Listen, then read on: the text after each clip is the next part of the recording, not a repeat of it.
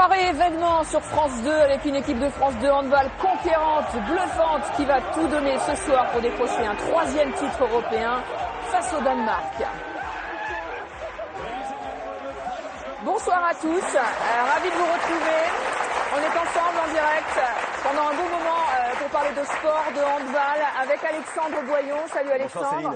Et on attend d'ailleurs tout de suite les messages d'encouragement pour l'équipe de France avec le Mondial de Stade 2. On en parle dans quelques secondes. Et notre expert ce soir, eh bien, c'est Joël Abati. Merci Joël d'être avec nous. Merci, bonjour à tous. Alors on va rappeler votre palmarès, champion d'Europe, champion du monde, champion olympique.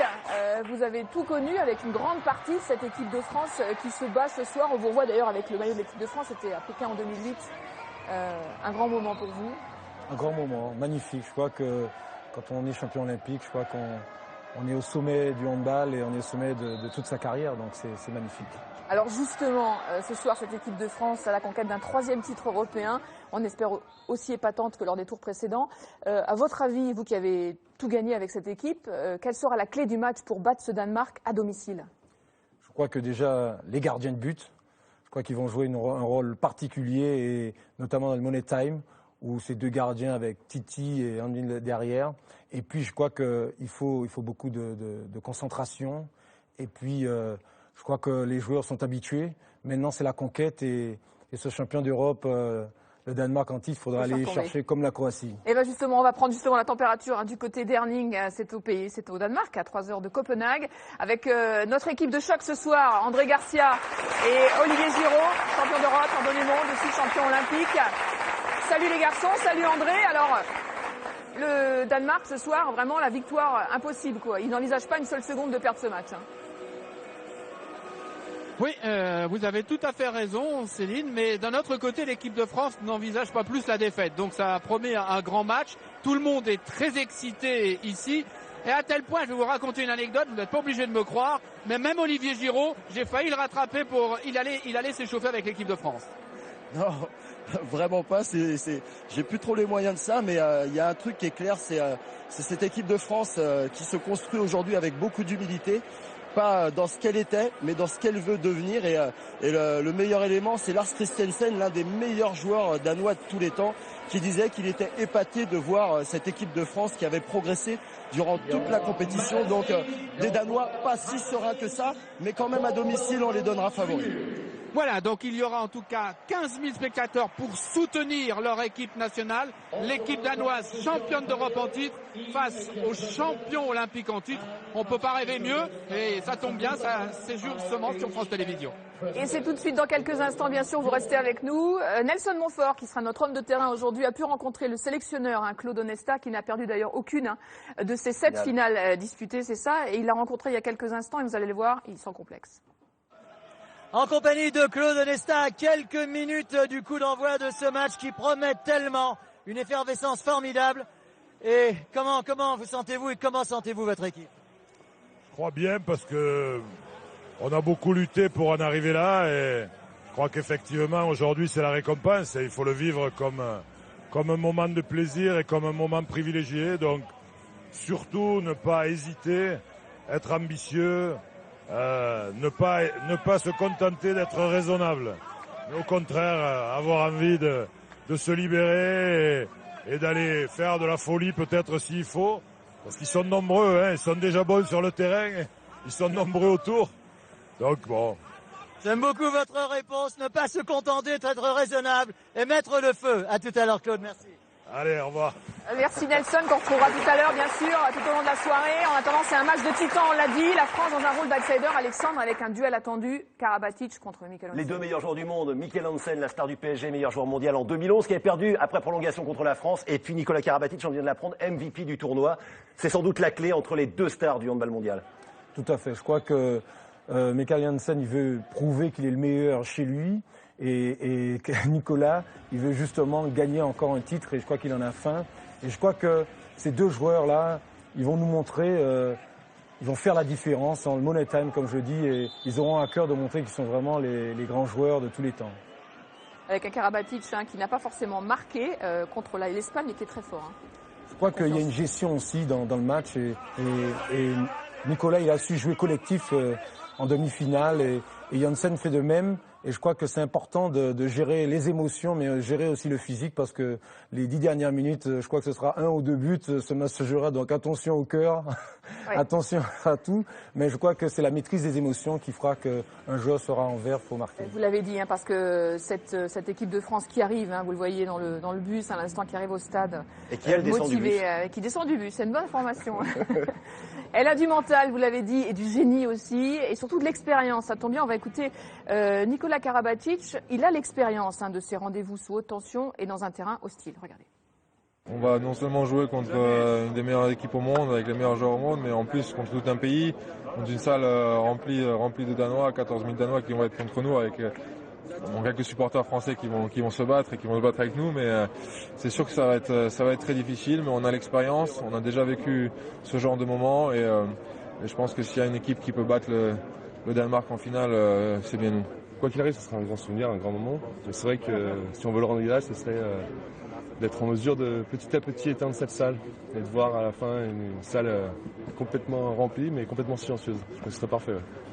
Il y croit, Cyril Dumoulin, l'une des révélations de ce tournoi. On en parle dans quelques secondes. Le temps d'écouter peut-être justement Mikkel Hansen. C'est le Björn Borg du handball. Il a été sacré meilleur joueur du monde 2011. La star du PSG. Et vous allez voir que lui, il y croit évidemment, et pour une bonne raison. La clé de cette finale, ce sera la défense. Laquelle des deux équipes arrivera le mieux à gêner l'adversaire? Lequel des gardiens parviendra à prendre l'ascendant psychologique sur les attaquants adverses? Le Danemark et la France sont deux équipes qui aiment jouer très vite en contre-attaque. Et si vous défendez efficacement, cette tactique est possible. C'est là que ça va se jouer.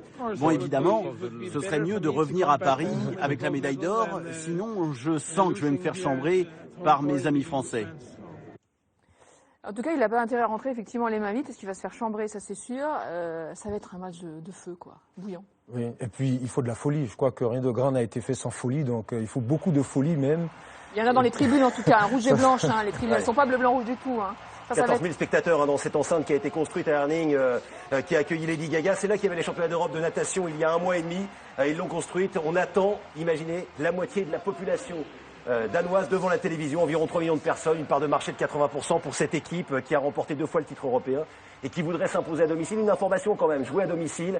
L'an dernier, les Danois avaient perdu le titre mondial en Espagne et ce sont les Espagnols qui ont gagné. Cette fois-ci, comme le disait Joël tout à l'heure, il va falloir faire comme en Croatie quand les Français étaient allés battre les Croates chez eux. Tout à fait. Et puis, il ne faut pas regarder ni entendre les bruits autour, parce que je crois qu'il faut rester concentré sur le sujet. Et je crois que les anciens vont faire vraiment pacte avec les nouveaux, puisqu'il y a Valentin Porte et Cyril Dumoulin aussi, qui doivent aussi avoir des émotions. Je pense que c'est leur première grande finale et ils ont un cœur de montrer. Peut-être qu'ils seront dans l'excès, mais je crois qu'on verra tout cela, parce qu'à l'heure qu'il est, c'est 50-50 pour ma part. Cette finale, on sait que ce sera très difficile. Et des Danois revanchards, parce qu'ils avaient perdu en finale du championnat du monde en 2011 contre la France. Après prolongation, et ils veulent cette revanche, et c'est ce soir. Oui, ils nous ont déjà gagné à Bercy, à Golden League, ils nous ont gagné 2 buts et je crois que ça va marquer les Français qui savent que pour vraiment gagner les matchs, il faut penser aussi à la revanche et peut-être ce sera un match de revanche des Français. Avec une équipe de France, on l'a dit, avec un gros mental. Il y a une fusion qui s'est faite très rapidement entre les anciens, les tauliers, on va dire, et les petits nouveaux comme Porte. Juste une petite chose, c'est de regarder Mehdi Bala, on a pas mal de tweets simplement. Mehdi Bala qui dit, allez, une finale, ça ne se dispute pas, ça se gagne. Regardez, Mikkel Hansen, vous allez entendre l'ovation pour la star du handball danois qui fait son entrée maintenant. Écoutez le public d'Herning.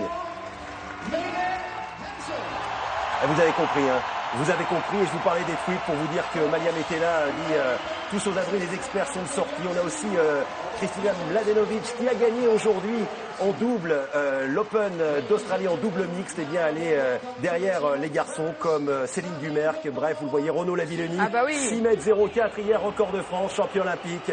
Vous savez comment faire, régalez-vous, régalez-nous.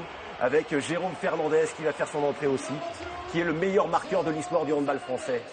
Et on va passer la main tout de suite à nos envoyés spéciaux sur place à Herning, André Garcia et Olivier Giraud sur le bord terrain, Nelson Montfort.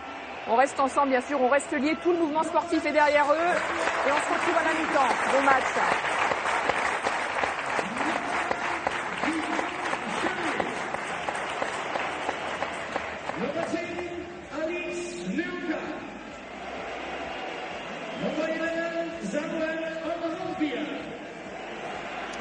Eh bien voilà, vous nous rejoignez, vous les rejoignez avec le meilleur joueur du tournoi qui rentre sur le terrain. Alors bien sûr, le public ici ne le supporte pas trop, ce diable de Nikola Karabatic, mais incontestablement, depuis le début du tournoi, Olivier, ça a été le meilleur joueur de l'ensemble. Ouais, c'est le meilleur joueur du tournoi, mais c'est aussi le meilleur joueur de cette saison avec son club Barcelone où il est revenu à son meilleur niveau, autant en tant que passeur, meneur de jeu, mais buteur quand il le faut. Voilà, le grand Nico est revenu à son tout meilleur niveau, nous en aurons besoin.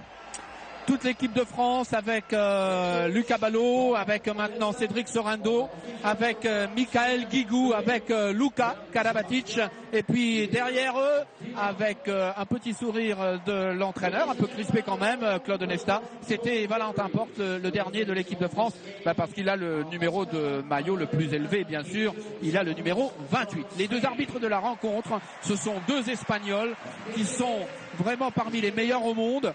Ils ont arbitré, tenez-vous bien, la dernière finale de championnat du monde entre la France et le Danemark. Cet entraîneur, on en reparlera beaucoup, c'est une icône ici au Danemark. Il va disputer son dernier match, mais on écoute l'hymne danois.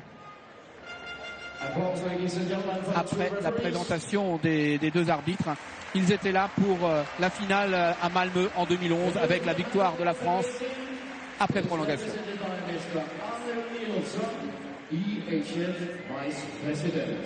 Voilà l'hymne danois qui a été écrit au tout début du 19e siècle. Ça s'appelle « Il est un doux pays ». Comme vous voyez, ce n'est pas un hymne très guerrier, mais ça va très bien avec la mentalité de ce pays, le Danemark. Le Danemark, un pays de gentlemen, on le disait hors antenne, c'est un combat de gentlemen, rien à voir avec le France-Croatie, où la France avait battu la Croatie en Croatie, où là c'était vraiment un match de guerrier. Là, c'est un match de talentueux ce soir, autant sur le banc, autant à l'arbitrage que sur le terrain. Voilà, l'hymne danois maintenant. Il est un doux pays.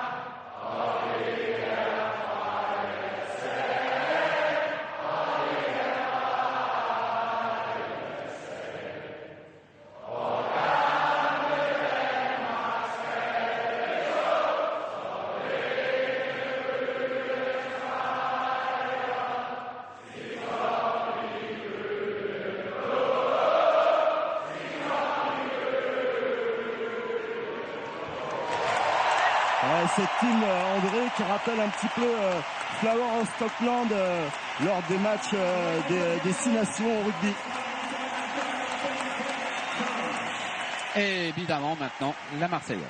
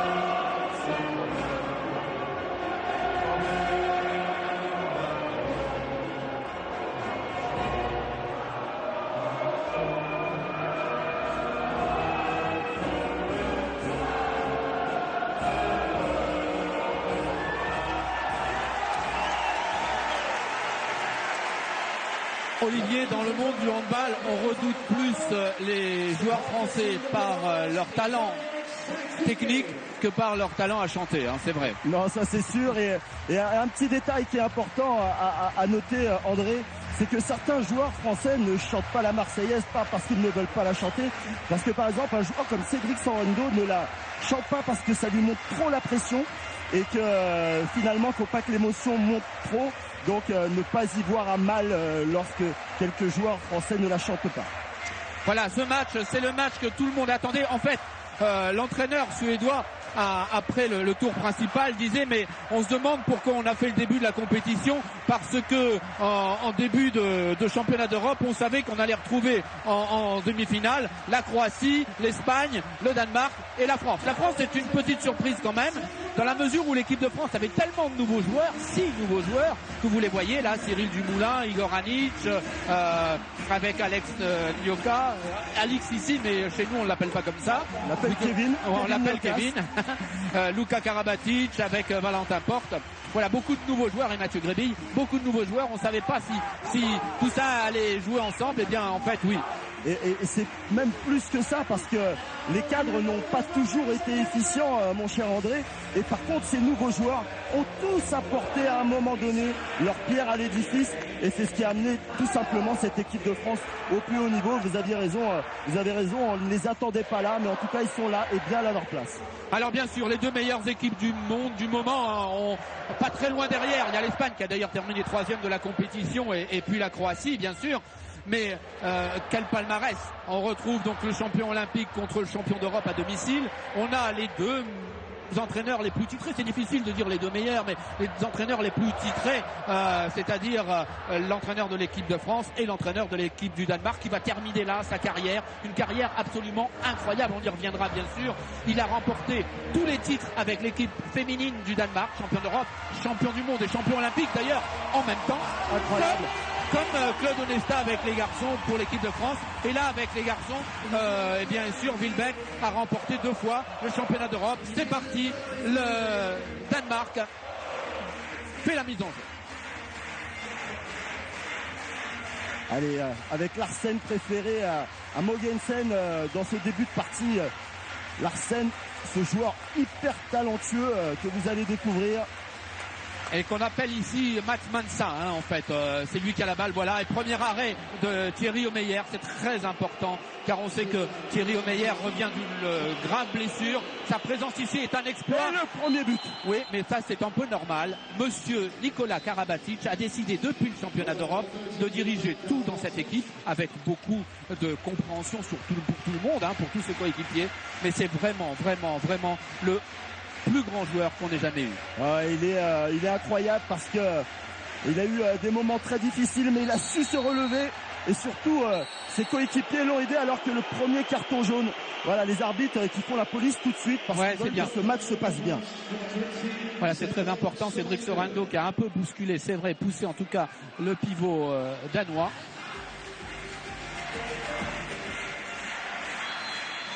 Et Thierry Omeyer préféré à Dumoulin pour son expérience, mais nul doute que Dumoulin aussi, qui a fait une compétition extraordinaire, aura sa part à jouer. Moi, écoutez, voilà, une belle accélération de Hansen et nouvel arrêt de Thierry Omeyer. Moi, vous dites que Dumoulin jouera, j'espère pas. Ça voudra dire que Omeyer aura été parfait. Et Guigou, et voilà. Super. Alors une défense extraordinaire, un Thierry Omeyer qui est à la parade, un Michael Guigou qui marque le 2e but de l'équipe de France, et les cadres, ces fameux cadres français, Nikola Karabatic, Thierry Omeyer et Michael Guigou déjà présents. Très important aussi le début de rencontre, vous allez nous expliquer pourquoi, Olivier. Très important, parce que les Danois, c'est peut-être techniquement le meilleur handball de tous les temps. Et il ne faut surtout pas les laisser mener dans cette partie, car à ce moment-là, il serait très difficile à manœuvrer. Troisième arrêt de Thierry Omeyer. Et carton jaune pour Luka Karabatic, lui qui remplace Didier Dinard. Alors le premier arbitre espagnol allait rendre la balle au Danois. Le deuxième a dit non, mais finalement c'est le premier. Alors vous allez nous expliquer pourquoi. Et je vais vous expliquer pourquoi, mais normalement la décision aurait dû être aux Français, car c'est l'arbitre de champ qui a la priorité. L'arbitre de champ avait rendu la balle aux Français, mais l'arbitre derrière la zone, ayant vu la faute, voilà, il s'est déjugé et a rendu la balle aux Danois. Alors 2-0 pour l'équipe de France. Pourquoi aussi c'est important de commencer ce match-là? Parce que ces équipes de très haut niveau, la différence se fait souvent sur des points qui sont à la limite du sport. Et là, l'année dernière, les Danois ont disputé la finale du championnat du monde en Espagne contre les Espagnols, très compliqué, et ils ont ramassé une vraie rousse. Là, aujourd'hui, ils sont favoris, le public est derrière eux, bien sûr, donc c'est un immense avantage. Mais si ça se passe mal, ça peut se retourner contre eux. Ouais, ça circule bien fermé de la part des Français à plusieurs. Très défense collective en entraide, très bien débuté par les Français. Toujours Mansa pour diriger le jeu avec Mikael Hansen sur le côté gauche danois. Et Michael Guigou toujours âpre en défense. Ouais, il va prendre un petit carton jaune pour avoir un petit peu tiré le maillot. Un tout petit peu, ouais.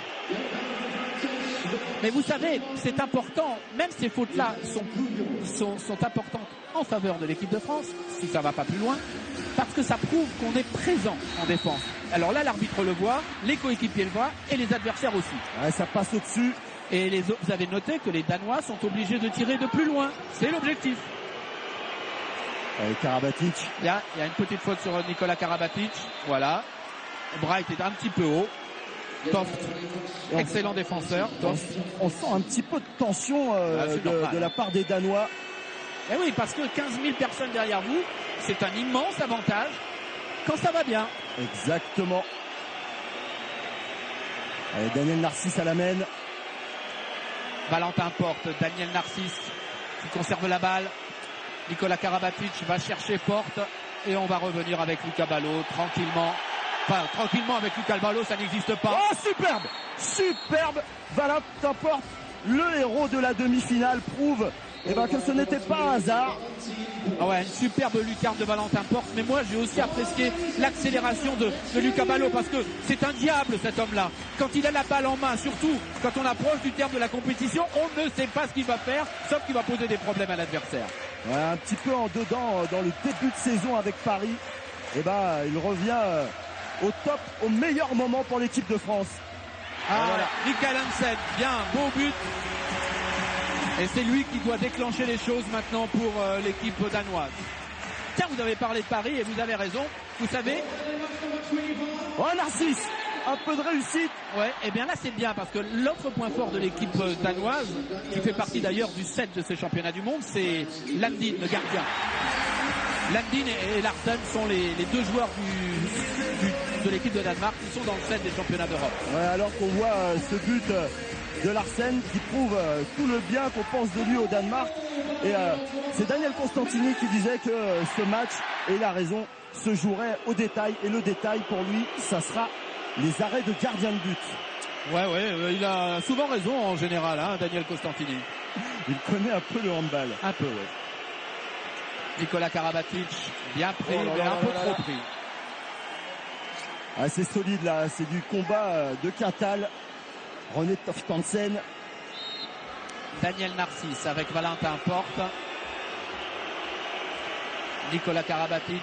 Daniel Narcisse. Ouais, ça passe. Et oui, on vous avait dit avant le match, ou peut-être si on l'avait pas dit, on aurait dû, que Daniel Narcisse, ça allait peut-être être le joueur de cette finale. Il a été en demi-teinte, sauf qu'il a très bien mené le jeu quand même de l'équipe de France. On l'a pas tellement vu au tir, mais le jour des finales ou des demi-finales, souvenez-vous des Jeux Olympiques à Pékin, il est capable de monter 3 fois plus haut que tout le monde. Ouais, c'est vrai que Daniel Narcisse doit revenir un petit peu à ses origines de jeu. Il était plutôt meneur de jeu à Kiel.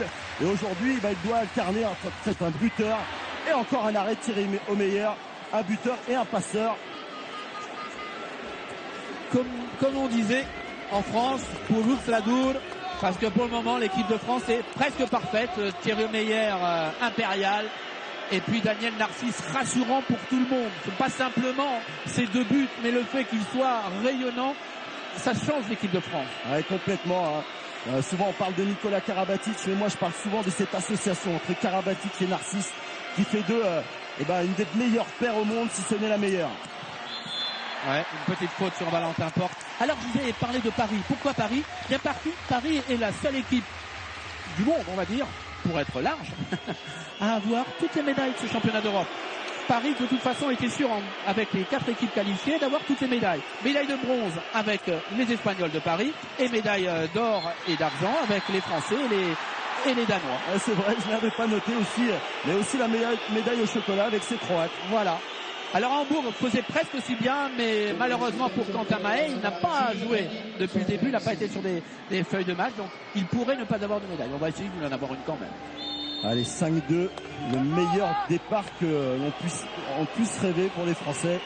Ah oui, c'est bien, et surtout les cadres sont là. Valentin Porte a réussi son premier tir. Ah, ça circule bien, il s'arrache, Valentin Porte. Et là, il y a pénalty, bien sûr. Écoutez, la fluidité qui est d'habitude du côté des Danois, en ce début de partie est plutôt française, une vraie maîtrise de l'offensive côté français. Et c'est Michael Guigou qui va s'y coller. Michael Guigou, c'est important ce jet de 7 mètres parce que ça donne le ton. Si on rate pas un jet de 7 mètres, ça met encore un peu plus de pression si possible sur, mais écoutez, le public danois qui encourage son gardien. Et ça passe. Ça passe, c'est bien, Michael. Tout est important dans ce match-là, mais quand même, cette équipe de France, ces joueurs, ils sont indestructibles. Ils dominent le hand mondial depuis 2006 maintenant, on va pouvoir le dire, 2006, ils n'ont pas tout gagné, mais presque 7 finales depuis 2006, 7 finales. Et attention parce que ces Danois, on ne va pas les dominer aussi facilement. Non. Il y a encore long avant d'arriver au bout de cette partie. Enfin, ce qui est fait, c'est déjà bien. Larsen. Oh, interception de Guigou. Il part tout seul. Et là, ça pèse. Oh, le Chabala pour finir. 8 minutes de jeu, 7-2 pour la France. Et le Danemark est en train de revivre, espérons-le jusqu'au terme, ce que les Danois ont déjà subi l'an dernier. Oh, quel coup de massue sur la tête de l'équipe danoise. Le public n'en revient pas ici, même s'il applaudit les deux mains sous la musique. Ah, la supériorité numérique des Françaises a bien été conduite par l'équipe de France. C'est un peu dommage ce but-là. Tout à l'heure, on disait que Larsen avait été préféré à Mogeisen, le meneur de jeu habituel. Et ben voilà, le changement a été payant côté danois. Oh, ça passe au-dessus, Karabatic. Ouais. Tir raté de Nicolas Karabatic. Et les deux équipes vont se retrouver à égalité numérique sur le terrain puisque la pénalité se termine maintenant pour les Danois. La défense française est très agressive, elle est très haute aussi, elle est à la limite des 9 mètres. Elle est très haute, mais c'est une modification avec les années précédentes où la défense française était une défense étagée, 5-1, avec Bertrand Gilles, Didier Dinard derrière. Effectif différent, défense différente de la part de Claude Onesta. Et voilà, la fléchette envoyée par l'arrière gauche du PSG, Michael Hansen. Belle défense des Danois. Et encore une fois, Michael Guigou, le petit lutin français. Nicolas Karabatic ne rate pas 2 fois de suite. Oh, la réussite est insolente côté français. 8-4. Quelle belle marque. Il hésite, il est obligé de reculer. Normal, parce que aller affronter en 1 contre 1 Cédric Sorendo. Voilà la belle interception française qui se termine par ce 8e but inscrit par Nicolas Karabatic. Et ce qui est étonnant, malgré le début de match raté, l'entraîneur danois n'a pas pris son temps mort encore. Non, mais non. Non, ce but a été sifflé avant, évidemment. Ah, mais c'était joli, Ouais, c'était chaud, mais c'était bien. Belle attaque, en tout cas, avec, regardez la lutte, mais il était effectivement en zone, un pied en zone. Voilà pourquoi on a rendu la balle aux Danois. Le temps mort, vous le demandiez. Et effectivement, l'entraîneur danois a pris ce temps mort maintenant. Bon, André, vous allez nous faire la traduction en danois. Je ne suis pas sûr. Alors, pendant qu'il parle, Ulrich Wilbeck, je vais vous raconter comment il est surnommé ici. On l'appelle White Rabbit. C'est le lièvre de Mars du conte de Lewis Carroll, parce qu'il bouge beaucoup dans un... Alors, c'est pas un manque de respect, il bouge tellement dans un match qu'il est un peu partout en même temps. C'est un entraîneur que tout le monde vénère ici, encore une fois. Je vous ai dit tout ce qu'il avait gagné. Et là, ce serait tellement beau pour lui de terminer sur un titre. Mais ce serait tellement beau aussi pour l'équipe de France de venir le battre chez lui. Ouais, on va écouter maintenant Claude Onesta, et ça je peux vous le traduire.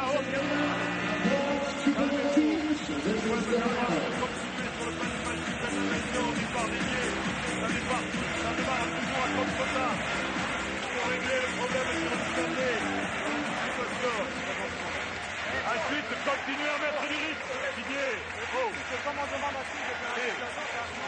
C'est assez simple, hein, les consignes de Claude Onesta. Faire attention que les joueurs qui sont sur les côtés, les ailiers, ne rentrent pas dans le dos à l'opposé du ballon pour surprendre la défense française. Encore un bel arrêt. Encore un arrêt. C'est Thierry Omeyer, bien aidé, c'est vrai, par sa défense. De toute façon, il ne peut pas y avoir de grands gardiens sans grande défense. Hein. Lucas Ballot, le danger de tout le monde. Oh, le lobe! Le petit lutin! Il est là, notre petit lutin de Montpellier. Qui s'arrache. Ah, ils se sont cognés. Mais la balle avait déjà été touchée par Michael Guigou. On revoit cette action. La balle est partie, c'est après simplement qu'il se cogne. Ouais, le contact. Regardez, arrive. la balle est touchée, renvoyée par Michael Guigou. Et il n'est pas du tout en zone, Michael Guigou. Pas du tout. Lorsqu'il frappe la balle, il est encore en l'air. Et pendant que Lendin est au sol et se fait soigner, il faut rappeler à nos téléspectateurs, parce que Thierry Omeyer qui fait un début de match extraordinaire, il faut rappeler que Thierry Omeyer s'est fait une désinsertion du biceps il y a quelques mois et qu'il n'avait pas mis les pieds sur le terrain avant le début de cette compétition tout à fait incroyable. Ouais, énorme ce joueur. Mais on connaît son talent, mais sa volonté, vous l'avez raconté, sa volonté en nous disant comment il avait été blessé et comment il a pu revenir. Voilà, c'est hors norme, tout simplement hors norme. Bien stoppé Mogaïsen. Oh, quelle défense avec Luka Karabatic, qui est lui aussi pour ses débuts en compétition officielle absolument incroyable. Ouais, drivé par le grand Didier Dinard, et cette fois-ci c'est contré. Encore une défense avec Michael Guigou pour Lucas Ballot, les deux ils sont ensemble et Lucas Ballot il frappe. Oh, ça passe au-dessus, ils se sont un petit peu gênés sur la même ligne avec Valentin Porte. Ouais, c'est dommage. Il faut défendre de nouveau.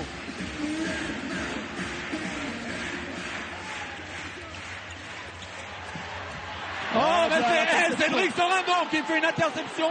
Ils sont complètement perdus, les Danois, pour le moment. Si on pouvait marquer 2-3 buts de plus, je pense qu'on pourrait être tranquille un moment. Cédric Sorendo qui a fait fin de devenir fermé est reparti pour aller intercepter cette balle sur l'ailier. Il a fait une Michael Guigou. Ouais. Quel plaisir de les voir, quel plaisir. Et là, il va y avoir bien sûr maintenant perte de balles plus nombreuses chez les Danois, mais surtout balles volées par les Français. Hein.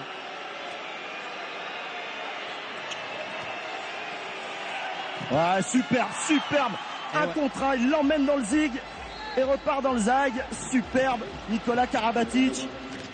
Contre la Suède dans un match sans enjeu, tous les journalistes étrangers étaient venus nous dire mais pourquoi Nicolas Karabatic n'a-t-il pas tiré une seule fois? Il est blessé. Et on leur a expliqué que non, ce match, il l'a joué parfaitement, à fond, le temps où il était sur le terrain. Mais c'était pas utile dans le contexte que lui tire. Il valait mieux que ce soit d'autres Français qui se chauffent un petit peu dans cette compétition. Ouais. Aujourd'hui, Daniel, Nicolas, Michael, Luc sont là. Complètement aussi sa capacité à attirer plusieurs défenseurs pour libérer. Et là, bien sûr, il y a faute sur lui. Il est encore passé, Karabatic. Ouais. Quel grand joueur, vraiment. Et les Danois complètement déboussolés dans ce début de partie. 13 minutes déjà, on dirait que ça fait 2 minutes que le match a commencé. Oh là là, oh là là. Regardez bien ça, mesdames, messieurs. Alors, prenez ces images parce que c'est sublime. Alors écoutez bien, cette action, il n'y a que lui qui sait la faire, Daniel Narcisse. Éviter un joueur comme Toftansen, il n'arrive même pas à le toucher, rendez-vous compte. Et il prend même 2 minutes, le grand René Toftansen. Et du coup, premier point important de cette partie, si ça se passe bien, Green qui rentre dans les buts à la place de Landin, le meilleur gardien au monde. Et nous, on va dire, de vous à moi, derrière Thierry Omeyer, bien sûr. Sur ce match, en tout cas, en début de match, il n'y a pas photo. Allez, il faut contrôler maintenant, contrôler ce match pour les Français maintenant qu'ils mènent. 11-4 après 13 minutes 40 même, c'est l'insensé. Et en nouvel arrêt de Thierry Omeyer. Ah bah là, ça va tourner dans les têtes à Ballot. Ouais, on va prendre le temps, pas sûr.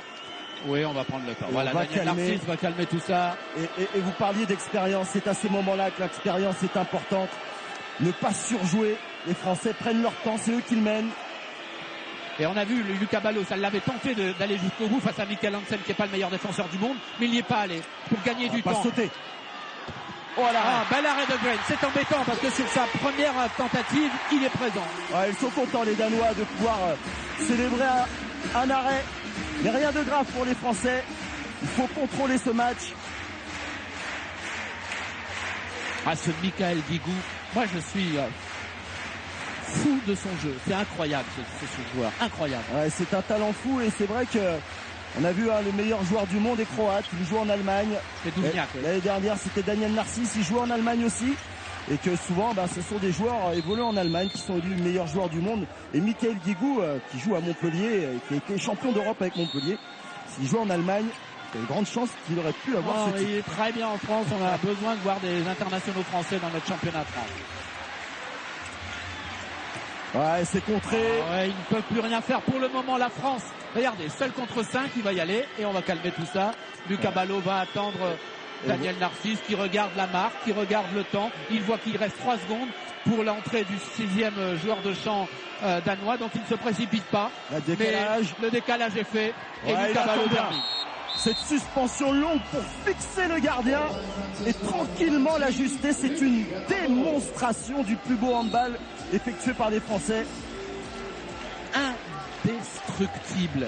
Ils sont indestructibles. Ça va leur rester, ça va leur coller à la peau. Ah, quel joueur, quelle équipe. Attention, les Danois vont certainement jouer un handball pour revenir recoller avant la mi-temps. Bon, c'est contré. Ils sont fous, mais ils sont invraisemblables. Il y a un mur devant Thierry Meyer. Il va se plaindre d'ailleurs, il va dire qu'il ne voit plus le match. Et qui est l'entraîneur de la défense, qui est sur le banc, qui porte actuellement maintenant des lunettes. Et c'est notre grand Didier Dina, la Roca comme on l'appelait en Espagne. Voilà, et on change entre Nicolas Karabatic et Daniel Narcisse.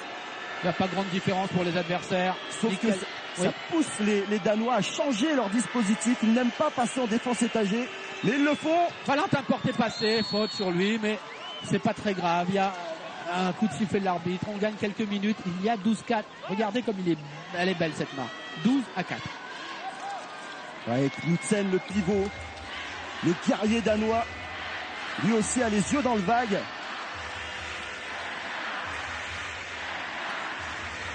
Et encore, Nicolas Karabatic avec Valentin Porte, c'est ouvert. Super, c'est ouvert, c'était ouvert. L'action collective menée par les Français. Ouais, et encore une fois, Daniel Narcisse et Nicolas Karabatic, sublime. Et Fibec obligé de prendre déjà son 2e temps mort. Rappelons qu'il y a 3 temps morts dans un match. Exactement, vous pouvez en prendre 2 par mi-temps et vous en reste un pour l'autre mi-temps. Mais en général, on en prend à la première mi-temps pour garder les 2 derniers pour la seconde. Là, il en a déjà pris 2. On pouvait tout imaginer. On ne pouvait qu'espérer un aussi bon départ de l'équipe de France. Mais allez, on se pinçait quand on se réveillait le matin en disant non, ça va pas être possible. On va pas donner 12-4 quand même après 15 minutes. 13-4, André, 13-4, 9 buts d'écart en 17 minutes de jeu. D'ailleurs, je me demande si je ne dors pas là, peut-être. Si, non. On va écouter peut-être Claude. Ouais, il va y avoir beaucoup de calme côté français.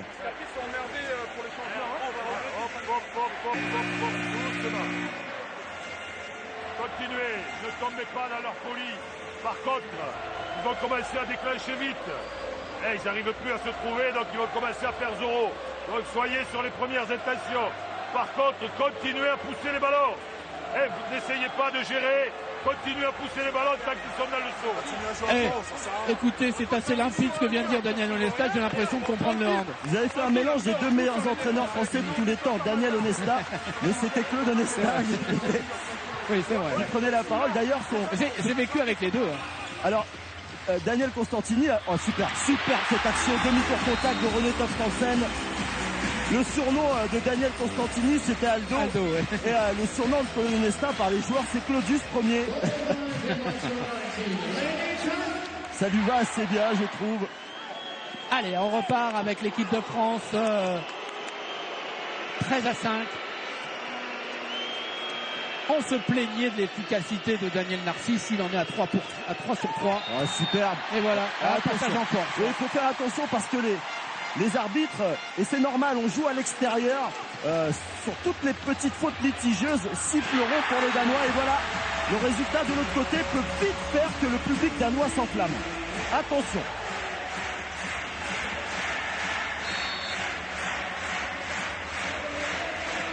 Donc un temps mort réussi cette fois-ci par Vivek.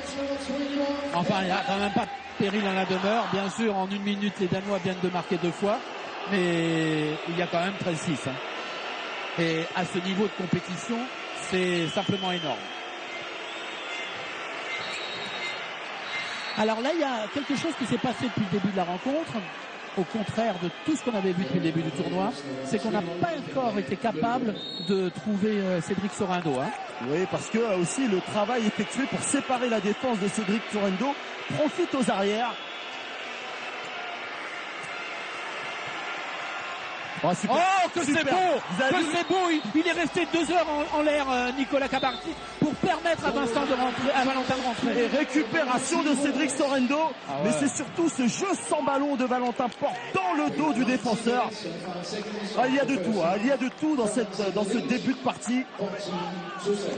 Ah, vous, les jeunes handballeurs, prenez exemple.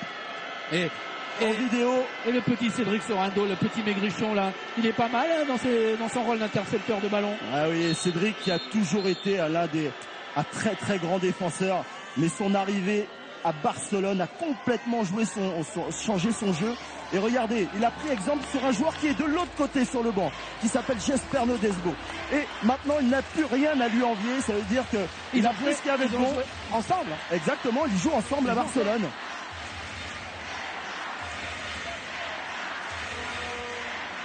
Incroyable cette équipe de France. Incroyable. Allez, encore 10 minutes.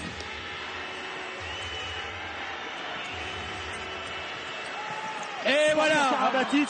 Et là, c'est un caviar offert par Valentin Porte. C'est vraiment. Et Valentin Porte qui lâche le ballon, qui va au contact, emmène 2 joueurs et le lâche au bon moment. Va sauter. Ah, joli ça. Et attention à Egert. Eh oui. Egert, le feu follet. Comparé ce matin dans la presse tout simplement à Lucas Ballot, il y avait des statistiques des 2 joueurs. C'est lui qui a remplacé Lars Christiansen. Ouais, mais c'est bien qu'il gagne l'article. Nous, on préfère gagner le match. C'est sûr, André.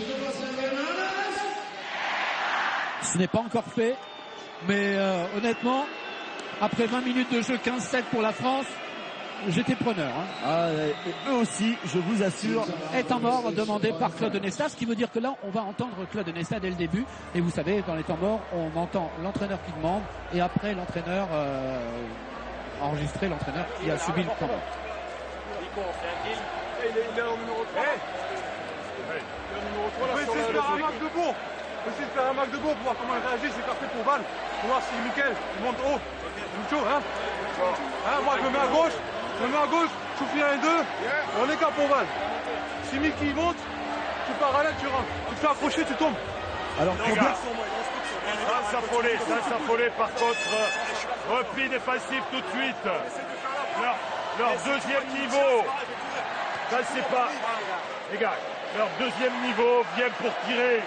Vous laissez pas écraser à 6 mètres. Alignez-vous et ressortez tout de suite sur le mec qui arrive dans le secteur central. En plus, ils sont pas très sûrs sur les passes au pivot. Sinon, on écarte au top. Si ça marche pas, on écarte au début pour voir pour top. Alors pour bien comprendre, on a entendu Nicolas Karabatic prendre la parole et annoncer le prochain enchaînement, tout simplement parce que chaque défense proposée par l'équipe adverse est analysée par l'équipe de France. Il y a une réponse à chaque défense qui peut être proposée. Donc voilà, c'est quelque chose qui a été établi par le staff et que les joueurs peuvent sentir. C'est la méthode Onesta. Hansen sur Nicolas Karabatic. Tout seul. Alors si vous laissez Narcisse tout seul, là il n'y a plus aucune chance. Alors quand il est à 100%, ce qui est le cas aujourd'hui, 4 sur 4, si vous le laissez un petit peu Egert, et non. Et cette fois-ci, ça ne passe pas. Et voilà, regardez le petit geste, on le voit pas encore à l'image, Egert, on le voit. Regardez le petit geste de Thierry Meyer. Du bout des doigts, alors pleine main. Tranquille. On l'a pas vu, mais il avait un geste vraiment de vainqueur qui était assez incroyable, tranquille, sûr de lui. Et il en est déjà encore à 7%, à 50%. Par contre, psychologiquement, André, si les Français marquent ce but, ça peut faire très mal. La barre des 10 buts en général casse les jambes de l'équipe adverse. Regardez le Narcisse qui sert Valentin Porte. Et voilà, c'est tout simplement parfait. Bon, eh ben, écoutez, on a trouvé. Ce sera indestructible pour cette équipe de France, car il ne faut pas vendre la peau de l'ours danois. Il n'y en a pas tellement d'ailleurs, mais c'est quand même bien embarqué pour l'équipe de France. Hein. Ah oui, 10 buts d'avance à l'extérieur. Tout un peuple derrière une équipe danoise qui est en train de se mettre en standing ovation pour aider son équipe. Et ça n'atteint pas l'équipe de France. Non, mais ouais, avec encore une fois avec Karabatic, Narcisse, Guigou et Abalo à ce niveau-là, Thierry Meyer, on peut pas. Quand ces deux petits nouveaux s'appellent Luka Karabatic, Valentin Porte et Cedrico Sorando, on peut voyager. Hein. Ouais, il y a quand même un joueur à mettre en évidence dans cette compétition aussi, c'est Luka Karabatic. Ah oui. Oh, regardez ça, le stop. Ah ouais. Bloqué sur place par Sorendo. Voilà, en basket on dit get back, hein.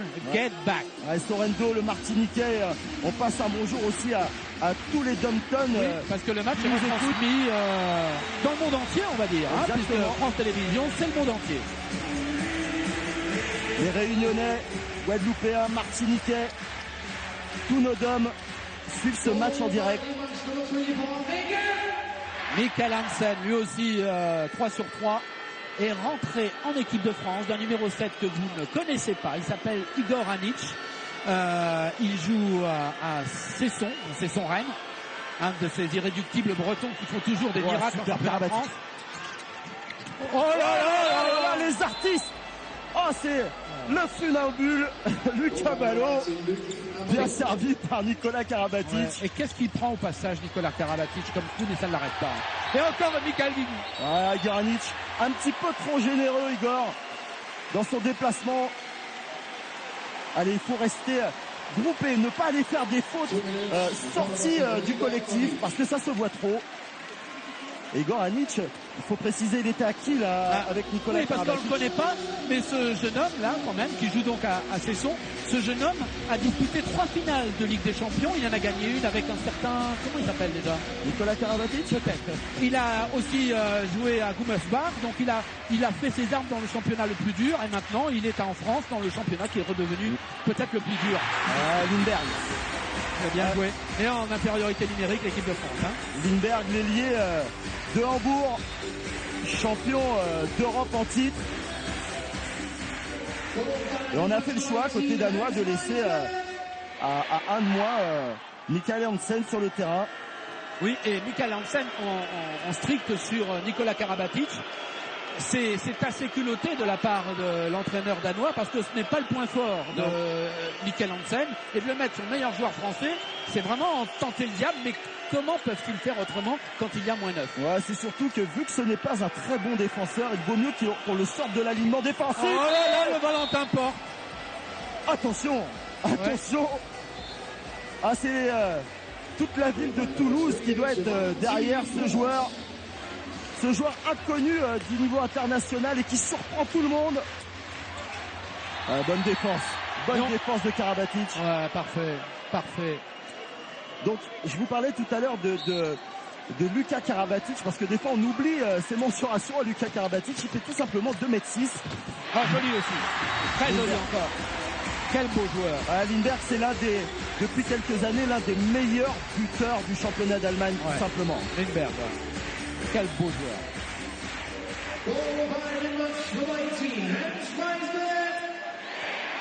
Mais toujours 19-10 pour la France après 24 minutes et 35 secondes en première période. L'infériorité de 17 secondes de l'équipe de France. Pardon. Alors il avait fait un côté, il a fait l'autre, mais cette fois-ci Landin est revenu et il a bien défendu. Le décalage Lindberg. Toujours ce poignet magique de Lindberg. Ouais, quand il a 4 mètres d'angle comme ça, c'est très difficile. Hein. Il a un poignet, tout simplement. Regardez ça, à partir du poignet, pop, c'est déclenché. Et c'est déjà trop tard. Ouais. Un petit peu de chance, les Danois, sur le coup, mais ils n'en ont pas eu depuis le début du match. Ils peuvent en avoir une fois et c'est tout. On leur autorise que ça, d'ailleurs. Sur cette action sublime, encore une fois, de Daniel Narcisse. Pas de chance, hein, c'est le poteau. Et puis, voilà, une belle contre-attaque bien menée par les Danois. Donc, c'est un des points forts. Mais n'oublions pas quand même qu'en face, même s'il n'a pas encore fait beaucoup d'arrêts, il y a tout simplement la meilleure gardien du monde. Et cette fois, il est battu. Dans les grands matchs, il est toujours là, notre petit lutin. Mika Guigou. Voilà, faut vite aller sur Egert, ne pas laisser tout seul. Le compte. Et c'est signé Igor Anic. Voilà, Anic. Et c'est vrai, il n'a pas tout à fait tort, notre petit pivot danois. Il n'était pas loin d'être en zone quand même, Igor, quand il a commencé son action. Oui, à la fin, non. Mais au début, allez, peut-être. Bon, on le rappelle pour nos téléspectateurs, si il a le pied en zone au moment où il contre la balle, eh ben c'est un penalty. Hein. Ouais. Là, c'était pas le cas, mais juste avant, il y était. Oh là là, ça passe. Pas d'inattention. Un peu de réussite. Oui, parce que les Français attendaient le coup de sifflet. Ah ouais. Bon, on en est à 20-12 et 3 minutes 40 à jouer en première période. Attention les Français, il ne faut pas arrêter de jouer. C'est souvent ce qui se passe quand on a un gros écart. On peut avoir tendance à se relâcher un petit peu. Vu le nombre de sélections, vu le nombre de titres qui sont rassemblés sur ce terrain. Regardez l'interception, attention. Bon repli défensif. Ouais, c'est ce que demandait Claude Onesta. Et Hansen, voilà. Et il y aura 2 minutes en plus. Pour Valentin Porte, voilà le relâchement dont je vous parlais, André. Et maintenant, il va falloir faire tourner cette horloge à 1 de moins, garder le ballon le plus longtemps possible. Voilà, ça serait une déception, par exemple, si l'équipe de France rentrait à la mi-temps avec 5 buts d'avance par rapport à une avance de 10 buts.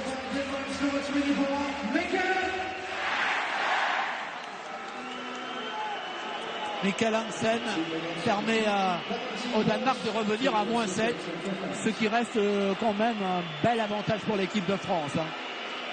Lucas Ballot qui en strict lui aussi en demi.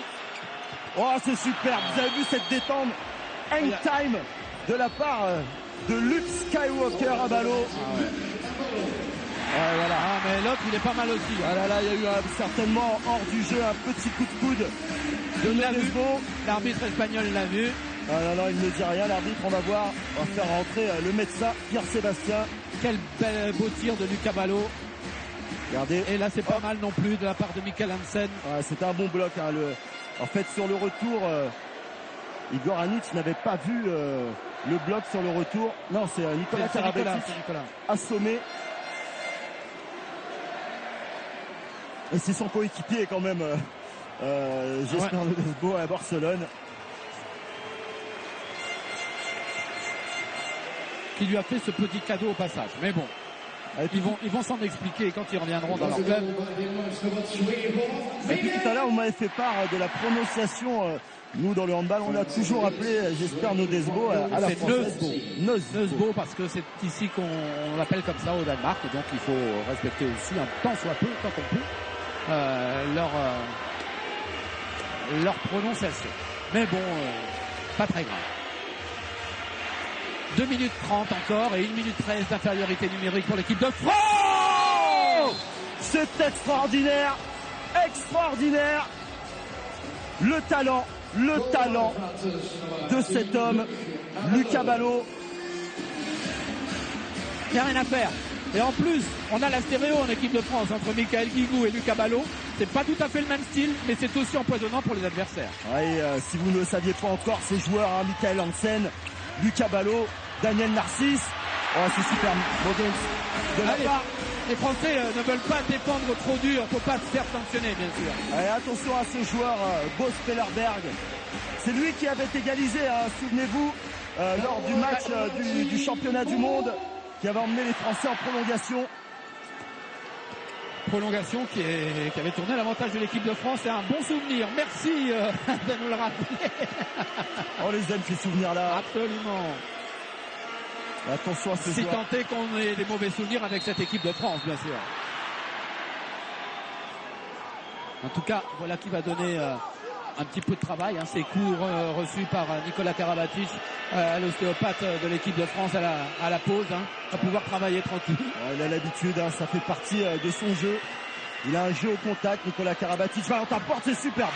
Ouais, c'est dommage. Il n'a pas pu redresser, repousser sur les jambes pour avoir plus de temps au shoot. Et Ça calme. Ah, ça vaut un but, ça. Hein. Ça vaut un but, cet arrêt. Oui. On le dit à un gardien, c'est... Oh là là, l'erreur! Non, j'ai cru que cette balle était sortie, André. Non. Oh, quel arrêt de Thierry Omeyer. On essuie la balle parce que elle est trempée, donc on l'a envoyée sur la touche pour la nettoyer. Il reste, mesdames, messieurs, 36 secondes en première période et la marque est toujours outrageusement en faveur de l'équipe de France, 22-15. Et il serait bien de rentrer à la maison, dans les vestiaires, avec ces 7 buts d'écart. Et pourquoi pas 8 ou 9? Ça va être difficile. Tout le public est devant, et debout plutôt, pour applaudir l'équipe danoise. Ouais, Hansen. Allez, il faut engager vite les Français. Il faut faire quelque chose sur Michael Hansen. 20 secondes pour marquer le dernier but de la première période. Alors, depuis le début de la compétition, Nicolas Karabatic, excusez-moi de parler encore de lui, mais il est tellement énorme, a l'habitude non seulement de marquer le dernier but de la première période, mais de pénaliser ses adversaires. Oh, c'est énorme! Énorme ce qu'ils ont réalisé à la fin de cette période. Mais ça met à coup de massue. Oh non, c'est trop de bonheur. Cette équipe de France composée d'indestructibles joueurs. Regardez ça, c'est superbe techniquement. Et Valentin Porte, il prend cette balle, regardez, dans le dos, à une main. Et finit le travail et la France rentre avec ses buts. Oh là là. C'est bon, c'est que merveilleux. On va profiter de la sortie des joueurs pour vous donner rendez-vous dans une quinzaine de minutes pour la deuxième période. On aimerait garder l'antenne sans arrêt tellement c'est beau, mais il y a plein d'autres choses aujourd'hui sur France 2. Et on va retrouver tout de suite avec beaucoup de plaisir Céline Géraud. Merci André, merci Olivier, merci Nelson qu'on retrouvera dans quelques instants avec la réaction de l'entraîneur à la sortie du terrain. Rapidement Joël, on s'attendait à un match très disputé et dès le départ, ils les ont serrés. Hein. Je crois que nous sommes subjugués, je crois qu'on ne s'attendait pas à tout cela. Ils ont carrément éteint cette équipe danoise. Place au direct Joël, je vous coupe parce que Nelson Montfort est en direct avec Valentin Porte. Oui. Valentin, on pouvait s'attendre à tous les scénarios, mais peut-être pas à celui-ci. Vraiment, ça se passe pour le moment extraordinairement bien. Ouais, c'est vrai qu'on s'attendait pas à mener aussi vite et d'aussi beaucoup à dire, mais voilà, là ça va commencer à être compliqué parce que ils vont commencer à revenir, à mieux jouer, et nous c'est à nous de gérer le match et d'essayer de continuer à les faire craquer comme ça. Vous sentez que les Danois peuvent revenir dans ce match, peuvent encore venir vous inquiéter? Bien sûr, c'est une belle équipe, ils ont le public, ils sont chez eux, ils n'ont pas envie de montrer ce visage-là tout le match, donc ils vont essayer de redresser la tête, c'est sûr. Vous nous avez enchanté dans cette première mi-temps. À tout à l'heure. Merci Valentin. Merci Nelson, bien sûr. On reste ensemble, on reste liés. On se retrouve juste après la pub pour l'analyse de ce match avec Joël Abati et Alexandre Boyau. À tout de suite. Allez, on est de retour ici pour cette finale de l'Euro en direct avec une équipe de France de handball décapante, bluffante, qui mène pour le moment face au grand favori, le Danemark, 23-16. Beaucoup de réactions sur les réseaux sociaux. Céline Dumer, capitaine de l'équipe de France de basket. Ok, je connais rien au handball, mais quelle pièce pour cette première période. Clément Grenier, plus 7 à la mi-temps, c'est beau, allez les Bleus. Et puis Kevin qui propose un surnom pour les experts. Comme on a complètement éteint les Danois, il propose les extincteurs. C'est une proposition. Merci Alexandre. 15 000 Danois en feu et qui y croient encore du côté du Danemark. Il y a 250 Français et parmi eux, eh bien, la ministre des Sports, Valérie Fourniron, qui est en direct avec Nelson Montfort. Oui, Céline, je pense la première supportrice parmi les supporters français qui sont ici. Quelle ambiance, Madame la ministre, quelle ambiance. Oui, une superbe ambiance et une magnifique équipe de France sur cette première mi-temps avec ces 7 buts d'avance. Une équipe soudée, une équipe dont on sent à la fois l'ensemble des experts et puis la jeunesse d'un Valentin Porte. C'est vrai que dans cette enceinte, il y a évidemment tout le public danois, il y a quelques supporters français, mais on sent que cette équipe, elle sent que derrière tous les écrans, il y a la France qui les soutient, un collectif extraordinaire, le plus beau palmarès du sport français. Mais il ne faut pas s'emballer, il reste 30 minutes pour aller chercher ce 3e titre européen. Merci beaucoup, Madame la ministre, et on vous laisse aller saluer la reine du Danemark, la francophone reine du Danemark. Merci de nous avoir répondu. À tout à l'heure, Nelson Montfort. Joël Abati, scénario inattendu, l'équipe de France qui mène de 7 points. Vous l'auriez pas cru. Ouais. Inimaginable, et puis beaucoup d'arrogance, si je puis dire, de Valentin Porte, et puis cette jeunesse. cette jeunesse. Et puis c'est inimaginable, vraiment. Regardez, ça c'est Valentin Porte, justement, on en parlait, un tir au 9 mètres, lui qui était ailier, qui était blessé en début de saison, qui joue maintenant arrière droit à votre place. On voit aussi ici, là c'était l'attaque de Lucas Ballot. Alors lui c'est l'ailier droit, avec son bras caoutchouc qui va chercher le filet opposé, extraordinaire. Et puis cette équipe de France avec Nikola Karabatic. Le lob est derrière Michael Guigou en vieux roublard qui va se jeter pour marquer. Il est tout jeune à ce moment-là, je crois qu'il nous a montré que rien n'est perdu et qu'il faut aller chercher les buts dans n'importe quelle position. Landine, le meilleur gardien du monde qui a même été remplacé en cours de première période. Il y a eu aussi Daniel Narcisse, regardez, d'habitude il a de la verticalité, et bien là c'est comme un pivot, il se jette carrément sauf qu'il est à 9 mètres et quand il tire à cette vitesse-là, personne ne peut arrêter son ballon. Narcisse impeccable une nouvelle fois qui avait été aussi l'un des tout meilleurs joueurs du monde. Regardez. C'est parti avec une nouvelle fois Landine qui a craqué. Et puis là, le dernier but avec sur les ailes de Guigou et également. Allez, on repart tout de suite en direct. La mi-temps plus courte que prévu avec le Danemark. Donc pour le moment mené 23-16 par une équipe de France qu'on espère championne d'Europe. Bravo Céline, vous nous rendez l'antenne juste au moment où l'équipe de France entame cette deuxième période. Petit avantage d'avoir la balle en main. Et ce qui serait bien, c'est de réussir cette première action de deuxième période parce que le match n'est pas encore tout à fait fini. Outre les 30 minutes qui restent, il faut asseoir sa supériorité à tout moment. Ouais, il faut tout de suite appuyer là où ça fait mal et marquer. Ça serait repartir un petit peu comme en première période. Oh là là là là là, c'est superbe! Ah non. Oh là, il revient à son plus haut niveau. On dirait qu'il a 20 ans. Air France, Narcisse. Il a 20 ans, Air France. Regardez-le comment il monte quand les autres sont au sol. Il est incroyable, ce Daniel Narcisse. Et on disait, il est moins bon qu'avant. Sauf qu'il distribuait le jeu quand même depuis le début du tournoi. Ouais, il a mis un petit peu de temps à revenir aussi de cette blessure. C'est un diesel, vous le savez, vous avez suffisamment joué avec lui. Arrêtez un peu, Olivier. Ah, c'est extraordinaire, mais on n'en doutait pas. Il fallait juste que la machine se mette en route. Pas c'est un diesel, mais c'est un turbo diesel. Hein, un turbo diesel. Ouais, voilà, trop facile ça. Voilà, et on calme le jeu, on calme les adversaires. Il ne reste plus que 28 minutes et 50 secondes. L'action du match. Maintenant, il y en a 20 000. Oui, c'est vrai, entre le coup de fou et ce tir dans le dos de Lucas Ballot. Luke Skywalker à Ballot. Et Hansen avec son poignet. Là, ce serait bien de l'arrêter parce que ce petit diable d'Hansen, il en est à 7 sur 7. Un petit arrêt sur Hansen, c'est très bien. Regardez la fin de l'action de Lucas Ballot, commencé par le petit lutin Guigou et terminé par lui. Moi, ce que je voudrais, c'est qu'on soit un peu plus attentif, on l'est, mais un peu plus en réussite face au tir de Michael Hansen, 7 sur 7. Faut le faire en finale d'un championnat d'Europe. Hein. Ouais, ce que dit souvent Claude Onesta, c'est qu'il préfère qu'un joueur comme Hansen marque des buts, mais museler une grosse partie du reste de l'équipe. C'est vrai.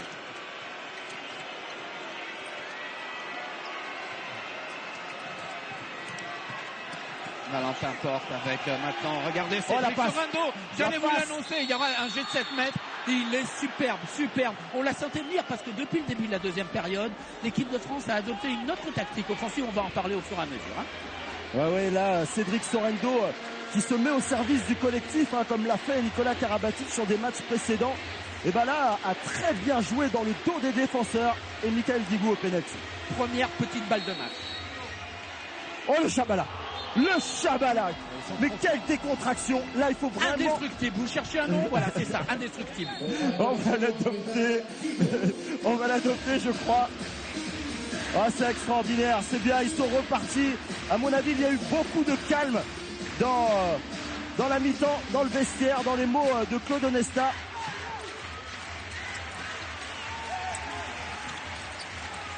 Voilà, les courses avec toujours au moins un défenseur français sur le paletot, hein, c'est pénible. Hein. Ouais, il faut vraiment tenir ses joueurs dans le jeu sans ballon.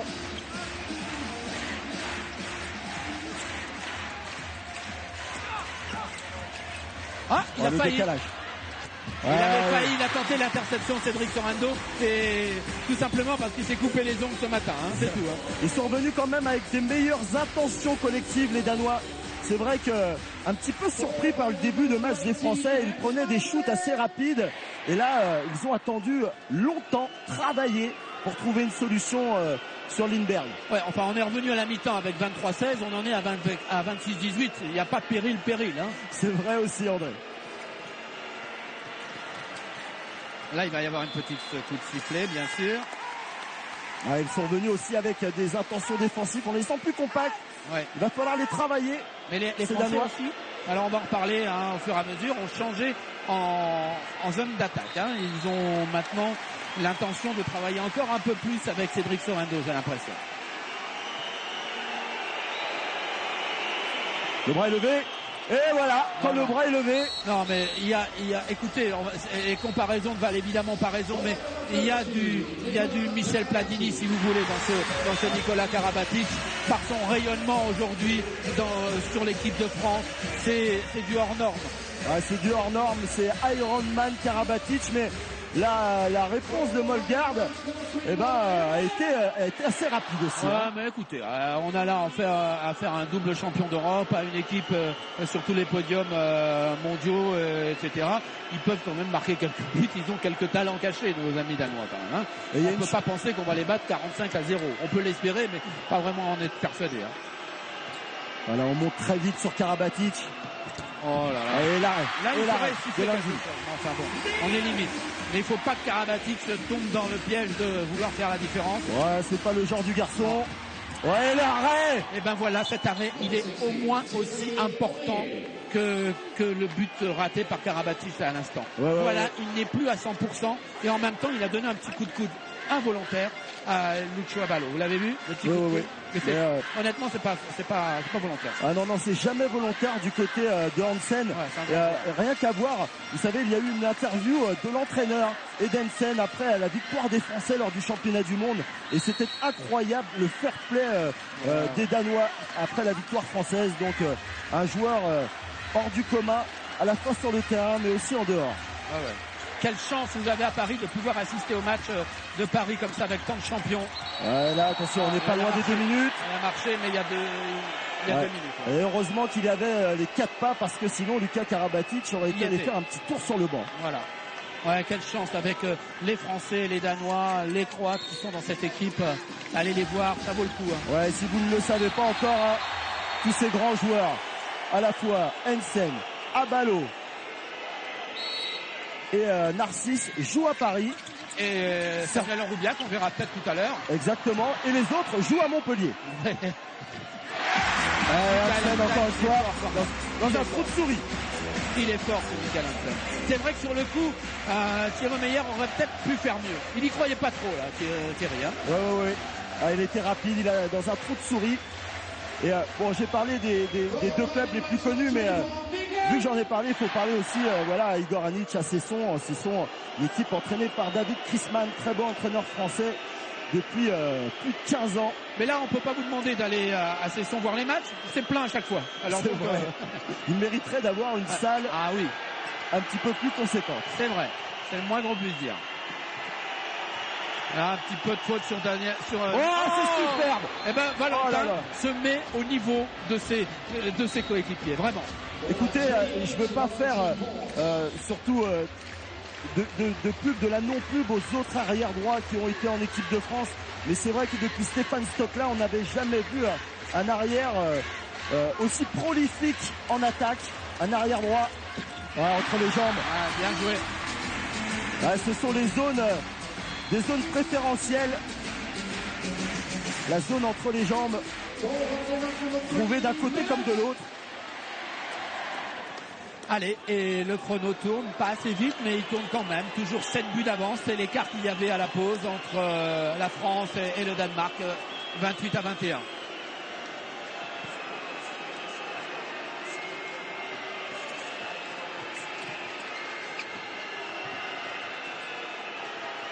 Michael Guigou, Nicolas Karabatic, Cédric Sorendo avec un bon bloc. Et la balle paume Cédric Sorendo qui la récupère. Qui voulait attraper la balle à une main. Et elle lui a échappé un petit peu. Alors, Air France, non. Nicolas Karabatic. Bel arrêt de Green. Très bel arrêt. La récupération. Ils se sont jetés comme des diables. On donne tout dans cette partie-là. Elles sont chères les balles.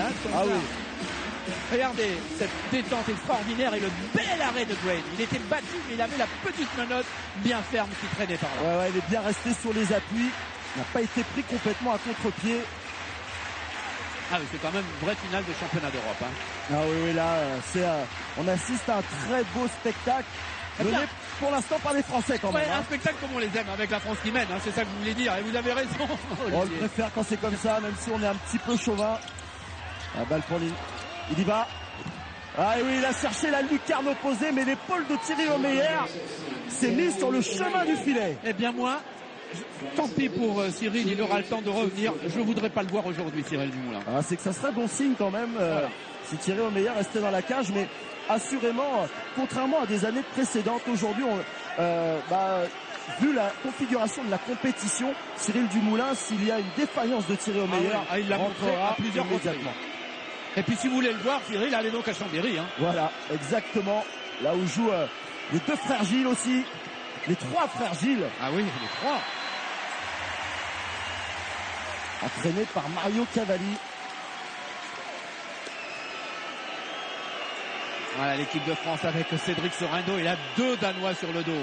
Belle défense. Les Danois quand même sont maintenant plus présents, on a l'impression, mais le style offensif des Français se prête justement à cette présence des Danois, parce qu'après il y a des fulgurances. Vous allez voir. Hop, le petit. Oh là, Michael Guigou, c'est superbe. Une feinte de shoot qui a fixé les 2 défenseurs. Oui, mais vous êtes obligé de fixer sur un type comme ça. Il va tirer, il va vous faire mal. Alors vous y allez. Il est parti. Oh là là. Quelle fléchette. Voilà pourquoi cet homme est l'un des meilleurs joueurs au monde. Et Lucas Ballot, pris par la patrouille, petite poussette dans le dos sur Hansen. Et cette balle sous la transversale de Thierry Omeyer. Alors c'est... Allez, 20 minutes de jeu. Sabroso qui était l'arbitre qui était à côté de Lucas Ballot. Qui arbitrait donc avec son compère Oscar Lalouille, et qui a habité la finale des championnats du monde, et qui a arbitré aussi Danemark-Serbie au championnat d'Europe, qui est là, donc qui a signifié à Lucas Ballot qu'il fallait sortir. Et vous savez quelle est sa couleur préférée? Le bleu. Eh bien voilà, on ne peut rien vous cacher. À tout hasard. Allez, 1 mois pour les Français, il va falloir tenir ce ballon tout en allant vers le but. Oh, super. C'est superbe. Oh, le jeu fantastique des Français. À 1 de moins, la balle qui brûle les doigts, qui circule. Michael Guigou en est à 8 sur 9, 89% de réussite. Oh, la passe sautée pour Lindberg. Ah, ça passe. Ah, là, il n'y a pas grand-chose à faire. Hein. De plus, ils font jamais beaucoup d'erreurs lorsqu'ils sont en supériorité numérique, les Danois. Mais en tout cas, on va vers une marque fleuve. 30 à 23 et il reste encore 20 minutes dans ce match. Ouais, 2 équipes portées sur l'offensif. Voilà, pour les spectateurs et les téléspectateurs, il y a de quoi se régaler parce qu'on voit des actions merveilleuses à chaque fois. Il y a une stat aussi. Attention parce que Michael Hansen. Green, encore une fois, sa petite main droite me paraît assez bonne. Et Michael Hansen est déjà à 9 sur 10 dans cette partie. Ouais. Mais bon, les Français ne sont pas en reste. 7 sur 9 pour Valentin Porte, 8 sur 9 pour Michael Guigou. Et Thierry Omeyer qui calme l'hémorragie. Voilà, ça calme. 20 secondes encore de supériorité numérique pour les Danois. Et Thierry Omeyer, voilà. Le sait qu'il était important cet arrêt. On ne pas donner trop de confiance aux Danois quand même. Mais quel mental ce Thierry Omeyer. Normalement, il ne peut pas jouer. Il faut être clair. Aujourd'hui, il ne peut pas jouer. Honnêtement, c'est un survivant. Il revient de loin. On se posait même la question à son âge s'il pourrait retrouver son meilleur niveau avec autant d'arrêts. Alors vous savez ce qu'il nous a dit? Eh bien, moi, je peux continuer à jouer. Et il a tenté la roucoulette. Et pour pas que je joue, il va falloir qu'on me jette de l'équipe de France. Et il disait ça en regardant Claude Onesta. C'est clair que si vous voulez le voir partir, il va falloir le jeter. Ouais, bon, on va pas le jeter tout de suite, si vous voulez bien. On peut aller à Rio avec lui au moins. Et puis au championnat du monde qui suit, car en 2017, les championnats du monde ont lieu en France. Exactement, et nous nous sommes qualifiés en prenant cette place pour les demi-finales, aussi pour le mondial au Qatar. Exactement, l'année prochaine, il y aura encore l'équipe de France à une compétition internationale. Et le handball n'aura pas de problème de température au Qatar. Non. Car les salles sont climatisées. Ouais, super angle trouvé. Alors, vous savez que dans toutes les rencontres de tous les sports collectifs et même des fois de sports individuels, il y a un moment un peu creux où on se ressource, où on subit un peu. Et la différence se fait souvent dans ces moments-là aussi, sur son point faible. Et la façon dont les Français vont se sortir de ces 5-6 minutes va être significative pour savoir l'issue à la fin du match. Oh, la passe, passe de Daniel Narcisse et cette prise à une main qu'avait raté tout à l'heure Cédric Sorrento, cette fois-ci il l'a réussi. Et Michael Hansen refuse le tir. Et surtout bonne couverture de balle sur la passe au pivot de Luka Karabatic. Voilà, c'est un moment un peu faible, c'est relatif, un tout petit peu faible, mais pas beaucoup faible, un tout petit peu. Oui, les débats s'équilibrent un peu. Voilà, comment les Français vont-ils sortir de ce passage-là? Ça va se situer à la fin aux alentours de 45-48 minutes. Oui, déjà là, cette action ultra importante pour repasser à 8 buts.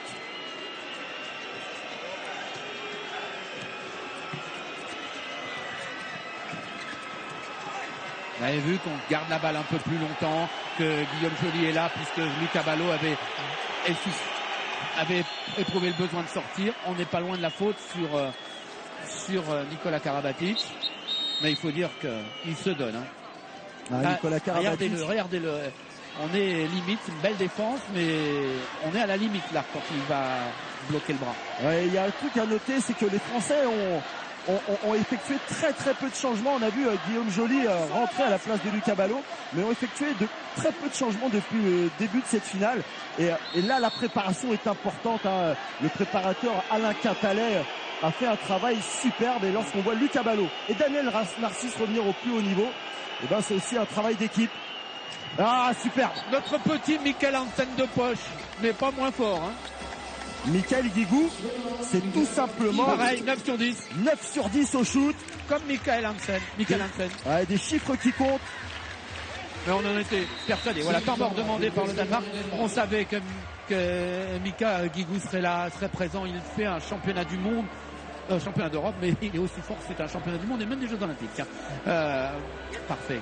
C'est une grande conduite. Mais c'est normal que vous parliez de championnat du monde, parce que au handball, le championnat d'Europe est la compétition la plus compliquée, parce que toutes les meilleures équipes sont regroupées. Pas d'équipe d'Asie, pas d'équipe d'Afrique, pas d'équipe d'Amérique du Sud, seulement le haut du panier. Oui, quand vous vous rendez compte, vous avez parlé des meilleurs joueurs au monde qui se trouvent tous en Bundesliga, au championnat d'Allemagne. L'Allemagne n'était pas représentée à ces championnats d'Europe. Elle a été éliminée. Ce n'est pas évident pour un pays de ce niveau-là de se qualifier pour les championnats d'Europe. Et même, ça va être compliqué. Vous allez nous parler à un moment au prochain temps mort du tirage du championnat du monde de qualification. Et l'Allemagne n'est pas sûre non plus d'y participer. Non, parce qu'elle va jouer son match de qualification contre la Pologne. Et de la même façon, la Slovénie. Oh, pardon, on va écouter Claude.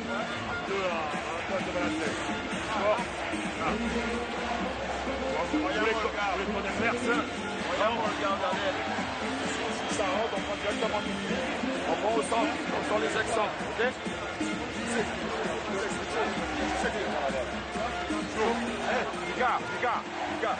Je n'ai pas très bien entendu ce que disait Claude. Mais en tout cas, on a apprécié les ralentis qui sont ça, c'est de la bagarre. Magnifiques. On entend un peu mieux maintenant, mais bon, c'est trop tard. Et oui, c'est vrai que maintenant, il reste plus qu'un quart d'heure à jouer. Le chronomètre est devenu français et le poteau aussi. Non, il n'y a rien. Il a essayé d'aller chercher le penalty. Et là, regardez, les Français vont conserver la balle. Voilà, Daniel Narcisse demande calme, les gars. Quel métier. C'est lui le maestro. Quel calme lors des temps morts. Allez, 14 minutes et 30 secondes encore à tenir et plus 8 pour la France, 32-24. Et à chaque but mis par les Français maintenant, on se rapproche de l'issue. Il passe, Valentin Porte, il s'arrache. Incroyable. Oh là, sur Michael Hansen, c'est intelligent d'aller jouer sur Michael Hansen qui est incroyable en attaque, mais qui a cette petite faiblesse en défense. Oh, la fermeture. Que c'est bien fermé par Valentin Porte. Double action positive de Valentin Porte, le Toulousain. Ouais. qui a donné son corps à la science là. Ouais. Ah, là, la science d'ailleurs c'est Pierre-Sébastien, Patrick Sébastien c'est l'autre. C'est Pierre-Sébastien. C'est notre médecin qui a fait des prodiges lui aussi. Rendez compte le coup de Cédric Sorendo et 2 jours après Cédric avec l'œil fermé jouait quand même. Oui. Regardez-le Pierre-Sébastien. D'ailleurs c'était une des grosses inquiétudes en début de compétition. Perdre le pivot titulaire, défenseur de l'équipe de France aurait été très problématique et là il y a eu un super boulot fait par le staff de l'équipe de France pour ramener Cédric Sorendo sur le terrain. Cela étant, avec Igor Anić, on peut voyager. C'est vrai. Avec Luka Karabatic, on peut le voir aussi des 2 côtés du terrain. Ouais, parce que c'est un excellent joueur. Et là, les gens de Aix peuvent aller le voir une fois tous les 15 jours. Ouais, c'est vrai. C'est vrai. On avait au début de cette compétition des doutes. Ils vont repartir avec des certitudes, les Français.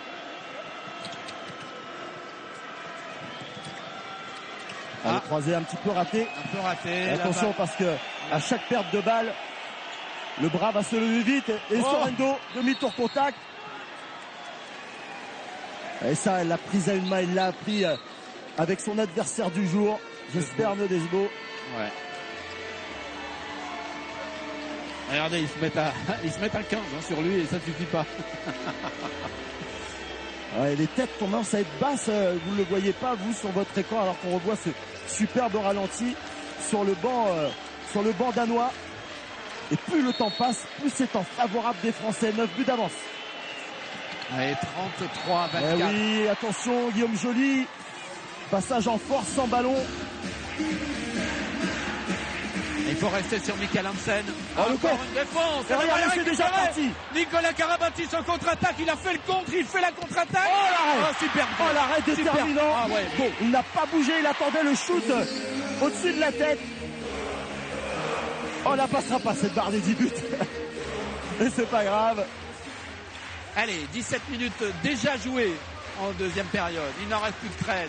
Et il y a toujours 9 buts d'avance pour la France. On circule mieux côté danois. La feinte. Superbe. Très joli. Il a pris Cédric Sorendo sur la feinte en appui qui lui a fait baisser les bras. Et derrière, regardez, feinte en appui. Cédric Sorendo est pris. Et vous avez vu les conséquences d'un passage en force de l'équipe de France de Guillaume Joly là. Et ça s'est enchaîné. C'est difficile de revenir sans arrêt dans un match. Oui, mais l'important est de contrôler, comme je me répète souvent, ce match. Voilà. Lucas Ballot, Valentin avec Nicolas Karabatic. Interception, c'est un peu trop simple. Il faut aller vers le but, Valentin. Wallenberg, qui était à 2 doigts de perdre ce ballon. Vous savez qu'on a des solutions en équipe de France, même si Valentin fait un gros match. Par moment, Claude Onesta, dans ces cas-là, fait rentrer monsieur à tout faire dans l'équipe de France, un certain Jérôme Fernandez. Oui, c'est ça. Hein. On posait la question de l'apport de Jérôme Fernandez, celui de Thierry Omeyer, tous les deux revenus de blessure. Mais il y a un apport sur le terrain, mais aussi en dehors du terrain. Et ce sont des joueurs qui se mettent au service du collectif, même si Jérôme Fernandez est tout simplement le meilleur buteur de tous les temps de l'équipe de France. Exact. Il est capable de rester sur le banc. D'ailleurs, il a déjà enlevé son maillot et d'attendre son tour. Oui, parce qu'il sait qu'il peut rentrer meneur de jeu, il peut remplacer Daniel, il peut jouer à gauche, qui est normalement son poste de prédilection à la place de Nico, et il peut jouer à droite.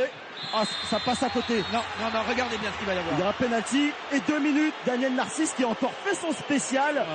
C'est incroyable. Ça va trop vite. Je veux voir ce ralenti parce qu'on se régale. Ça va trop vite. Regardez ça. Hop, on voit la fin, on voit pas tout, mais là il le pousse évidemment, c'est 2 minutes. Regardez la détermination.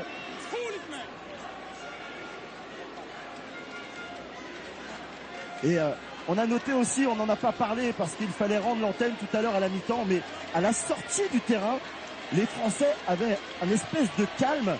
Ils savaient que ce match se construirait dans le temps et ils sont rentrés vraiment d'un calme olympien. Honnêtement, vous qui avez fait le choix de regarder tout le sport tous les soirs, évidemment, comme des millions de Français, dès le premier entraînement, on avait expliqué ça sur un des premiers reportages, dès le premier entraînement, on avait vu cette équipe de France Et encore le 34e but, avec encore un 100% de réussite au jet de 7 mètres de Michael Guigou. 10 sur 11, on croit rêver. Dès le premier entraînement, on avait senti que cette équipe de France était sereine, à l'image de Nicolas Karabatic. Dans un collectif, ça se voit rapidement quand on a un petit peu l'habitude. On voit des choses. On ne peut pas les expliquer outre le fait qu'on le voit. Et cette équipe de France, on la voyait. Pas sûr d'elle, parce que le premier match contre la Russie était déterminant. Ils ont réussi le début de match et ça a changé tout dans cette équipe. Avant, ils étaient sereins. Là, ils étaient persuadés qu'ils pouvaient. Exactement, avec un gros match d'un joueur qui est sur le banc là aujourd'hui, parce que c'était pas son tour, Kevin Nyokas, qui avait fait un match tout à fait incroyable. Oui, parce que si Valentin Porte a besoin de souffler, et on peut le comprendre, hein, parfois il a besoin d'être oxygéné aussi. Il y a Jérôme Fernandez qui peut rentrer, qui peut rentrer partout, mais il y a aussi Kevin Nyokas qui peut rentrer et marquer 15 buts en 2 minutes. Hein.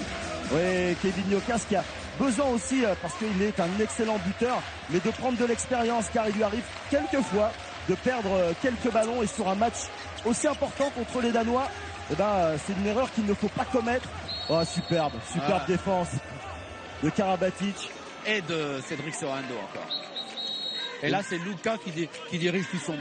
Ouais, c'est bien. Il a 2 heures d'ancienneté en équipe de France en compétition et il dirige tout le monde. C'est pas beau ça? Ouais, aidé, regardez Didier Dinard qui explique qu'il faut se mettre du côté du bras de Michael Hansen. Pas sur le bonhomme, mais sur le bras. Et c'est ce que fait d'ailleurs Lucas.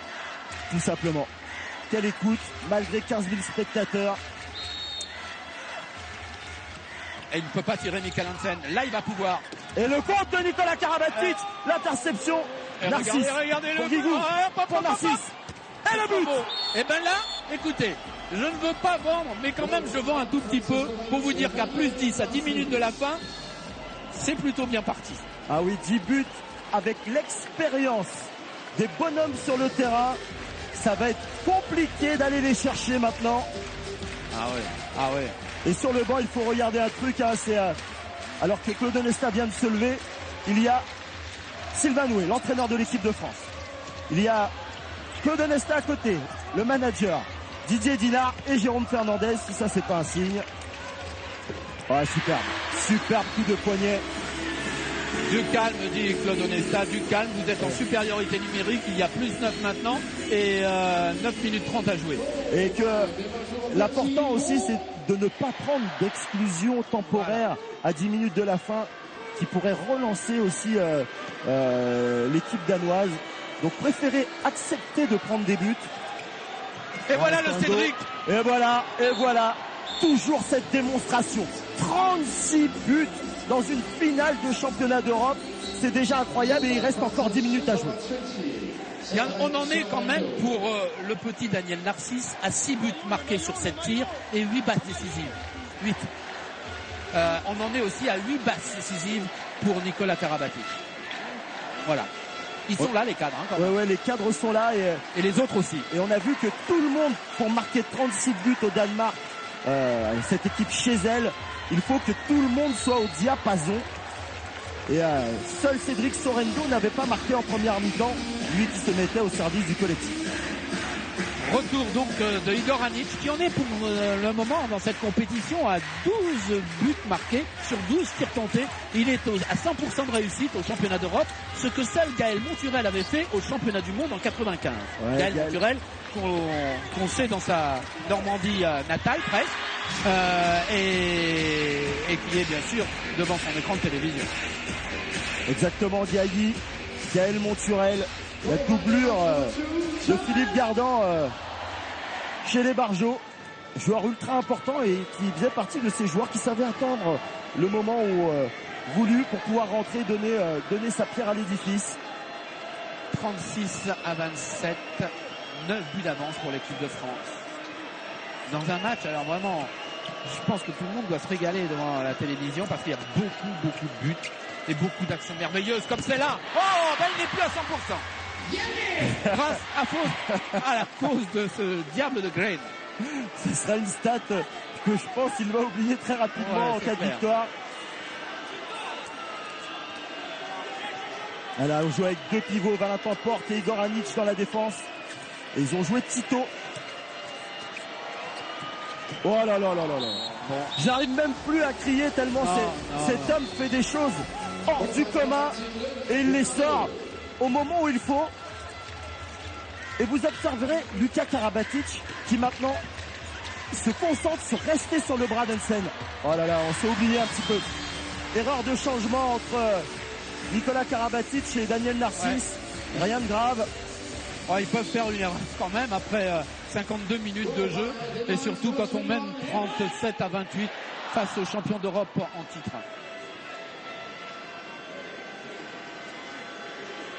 Ah! Et là, c'est un beau petit signe de Claude Onesta. Vous ne le voyez pas à l'écran. Thierry Omeyer quitte le terrain et est remplacé par Cyril Dumoulin. Ça, c'est pour dire, Cyril, tu es avec nous. Ouais, ouais, il va pas seulement rentrer, Cyril Dumoulin, il va aussi faire des arrêts. Ouais, on peut lui faire confiance. Ce n'est pas un changement pour faire un changement, il va faire aussi les arrêts qu'il faut. Soyez-en persuadés. Alors, Thierry Omeyer, il est terrible parce que dans un match de 60 minutes, lui, il veut bien même jouer 92 minutes. Ouais, ouais, ça c'est clair. Mais en même temps, là, il quitte le terrain en sachant le contexte, évidemment, en disant, et alors, le meilleur, c'est qui? Sur cette partie, en tout cas, c'est lui qui a montré la voie à l'équipe de France avec ses arrêts ultra importants dans le début de partie. Ouais, super. L'enchaînement, le connaît celui-là. Alors il y avait Nicolas Karabatic qui écarte et emmène Lucas Ballot pour la lucarne. Il y avait une lucarne à droite, il y a une lucarne à gauche maintenant. Et voilà, il éclaire tous les côtés. Ouais, Lindbergh sous la patte, sous le pied de Cyril Dumoulin.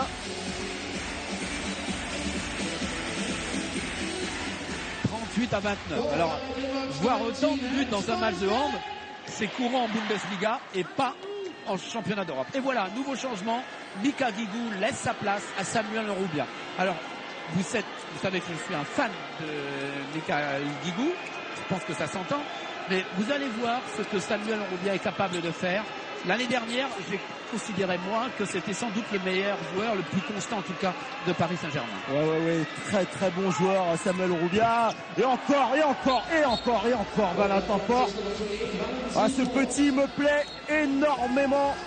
Petit qui en une compétition devient grand. Ouais. Vous savez, il me rappelle, pas tout à fait le même style, l'entrée de Guéric Kervadec en équipe de France lors des championnats du monde 95. Pareil. On lui cède de faire le même genre de carrière. Ouais, pas au même poste. Non, pas au même poste, pas au même gabarit non plus. Parce que le menhir, Guéric Kervadec, 50 de pointure en chaussures, 2 mètres tout rond, 115 kilos. Allez, il faut contrôler cette partie encore, les petits Français. Ouais, voilà, le petit Cyril Dumoulin, il y est, il a fait son arrêt déjà.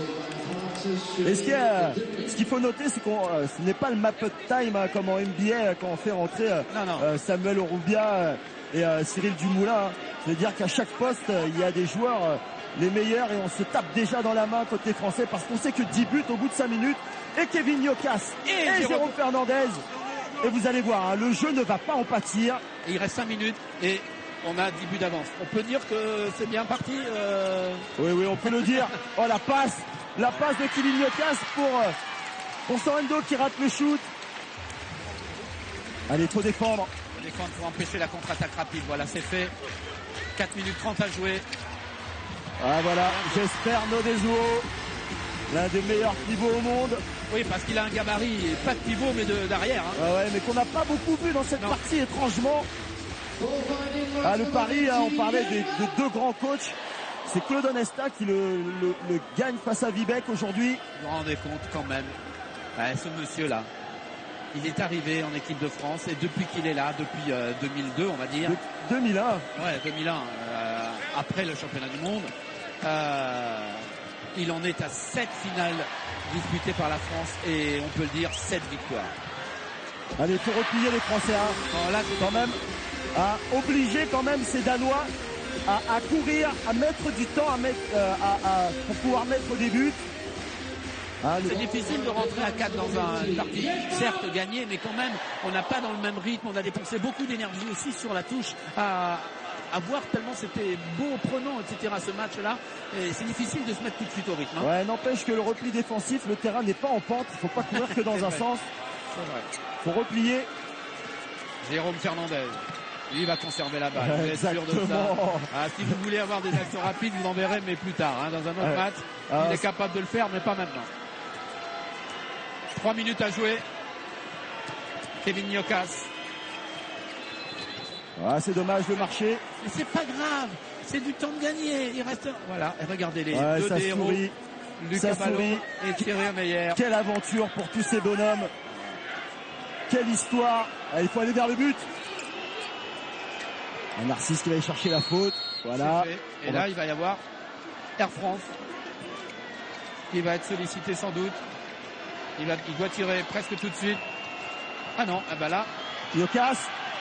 La balle est perdue, c'est normal. Allez, il faut replier. Le repli défensif ne se fait pas trop. La balle perdue. Et voilà l'image de ce match. Voilà, c'est géré tranquillement, 39 à 31, 2 minutes 30 de bonheur pour voir ces joueurs qui vous offrent ces actions-là, parce que le match est fini et les actions-là vous sont offertes avec William Acambray, lui aussi méritait de jouer dans ce match-là. Mais c'est surtout quelle histoire cette équipe de France. Regardez, il y a le match d'un côté. Exactement. Et les autres qui s'embrassent de l'autre. Car on peut tout dire que à une époque c'était l'équipe qui dominait le monde, mais ils ont aussi accepté de ne plus dominer, de passer à côté de compétition. Pour revenir aujourd'hui au plus haut niveau. Félicitations messieurs, vous êtes tout simplement extraordinaires. Et puis je dois vous dire aussi qu'il y a une équipe de France Junior qui vient de se qualifier pour les championnats d'Europe aussi, avec entraîné par Eric Quintin, lui aussi champion du monde. Il y en a des champions du monde un peu partout. Et dans ces rangs, il y a plusieurs bons joueurs, mais il y a un petit joueur qui s'appelle, il est fils de son père. Il n'y a pas un J dans son nom de famille. Voilà, je crois Georges Jackson. Et voilà, Kevin Nyokas. C'est bien, il marque cette finale de son empreinte. Lui qui aurait dû intégrer cette équipe de France depuis très longtemps. Il a eu beaucoup de pépins au dernier moment à chaque fois. Un talon d'Achille, puis l'autre talon d'Achille. Lui aussi, on pensait qu'il ne reviendrait jamais à la compétition. Et regardez, c'est beau, il est là. Le public se lève aussi pour remercier son équipe qui a remporté tous ses matchs sauf celui-là. Et pour féliciter aussi l'équipe de France. Voilà, une équipe, un pays, un esprit de gentleman. Évidemment, rien à voir avec le mondial croate où on vous l'a dit tout à l'heure, c'était une vraie guerre. Aujourd'hui, voilà, énormément de respect pour la domination des Bleus, de l'équipe de France. Et Cédric Sorendo sort, remplacé par Luka Karabatic devant. Et ça, c'est bien que Luka Karabatic fasse les 30 dernières secondes en position de pivot offensif. Oui, parce que Dinard n'attaquait pas beaucoup, mais Luka Karabatic a aussi le deuxième but. Voilà. Encore la démonstration de notre équipe de France. 15 secondes à jouer. Indestructible. Rappelez-vous bien de ce mot-là, indestructible. Oh, mais quelle joie. Et on voit Didier Dinard sur le banc. Qui cette compétition pour la première fois, il n'y participe pas, mais c'est comme s'il était sur le terrain heureux avec ses potes. Et voilà, c'est beau, fantastique. L'équipe de France est championne d'Europe pour la 3e fois. C'est énorme, André. Ah ouais, énorme. 7 finales disputées par ces hommes-là. 7 finales, 7 victoires. Personne n'a fait aussi bien. Jamais. Allez. Et vous ne voyez pas, mais la poignée de main entre Vivek et Onesta. Vivek qui dit d'une tête sur le côté, il n'y avait rien à faire face à vous aujourd'hui. Et regardez, il va serrer la main sportivement aux arbitres aussi. Cette équipe de France, Luka Karabatic, Valentin Porte, Kevin Nyokas, Cyril Dumoulin, pour leur première compétition, repartent avec un titre. Et on n'oublie pas dans les tribunes, André, Vincent Gérard, Kevin Mahé, et voilà. Quentin Mahé. C'est Quentin Mahé quand même, ça va. Voilà. Et il y a une image que vous ne voyez pas, c'est que Nelson a essayé de rentrer sur le terrain et se fait sortir par l'organisation. Nelson qui voulait participer à la fête lui aussi. Mais bon, c'est son premier match de handball. Alors voilà. Il faut se tromper. Il y a certaines règles. Mike Nelson s'est trompé de sport. Voilà. Écoutez l'équipe de France. Voilà. Écoutez cette équipe de France. Ils étaient 300. Si vous ne connaissez pas le film 300, c'est ce qui est fait aujourd'hui par l'équipe de France. Énorme ce Cédric. Énorme.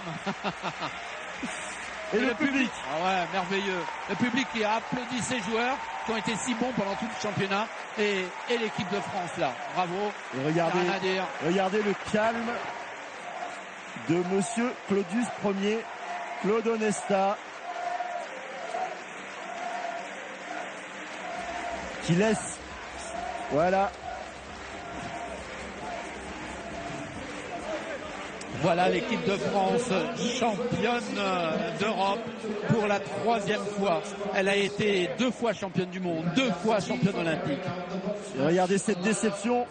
Ils ne peuvent qu'être à moitié déçus, les Danois, tellement les Français les ont dominés. André, Olivier, on reste ensemble bien sûr.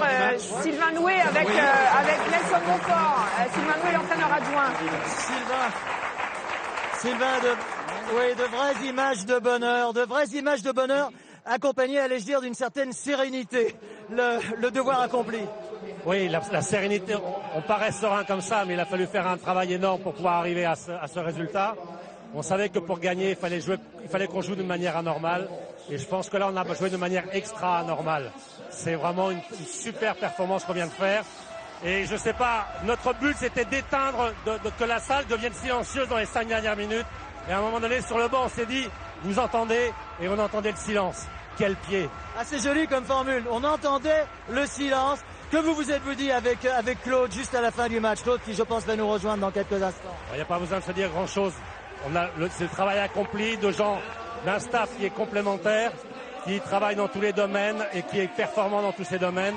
On n'a pas besoin de dire grand-chose dans ces moments-là. Et vous aviez également décidé de faire rentrer tout le monde, je veux dire les jeunes et les anciens. Ça, c'est rare. On souhaite toujours faire participer tout le monde à la fête. Maintenant, il faut avoir fait le nécessaire. Et quand on gagne de plus 10 buts, c'est beaucoup plus facile de le faire. La France entière partage votre bonheur, Sylvain. Bravo et merci. Merci Nelson, merci, vous restez avec nous bien sûr, toutes les réactions, la Marseillaise, la célébration, on est ensemble, on lâche rien, on se retrouve tout de suite, juste après 50 secondes. À tout de suite.